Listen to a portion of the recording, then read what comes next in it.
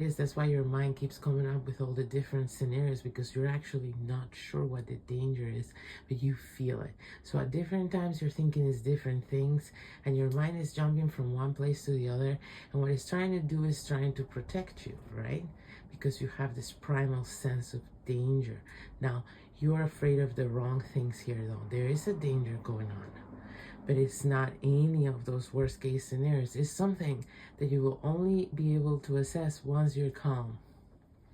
You'll only be able to know what's the real danger in this situation once you're able to assess it from a completely calm nervous system where your fight or flight responses are not activated.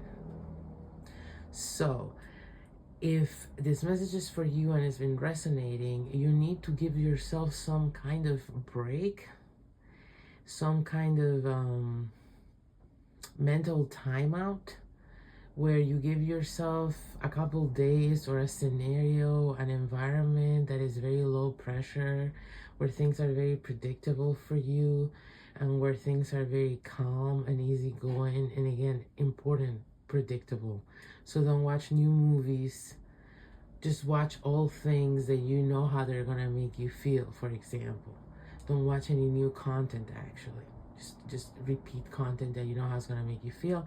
Be in an environment you know very well. Be only with people you know very well who are currently in a very predictable mood.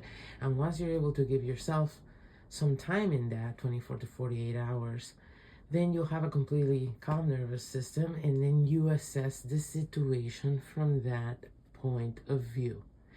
And from that point of view, it will become clear to you there is in fact a danger here, and it is not what you've been worried about. There is something to be afraid of in this situation, and something you should be very careful about. But it's not the things you keep thinking, these worst case scenarios that keep coming to your mind. So it might be something more complex, subtle, and nuanced that you could ever contemplate in such a state of fight or flight. Okay, what I'm getting is something like you're looking at what could go wrong. For example, like let's say a tornado is coming, and you're like, what could go wrong in terms of my house, in terms of resources, in terms of all these things.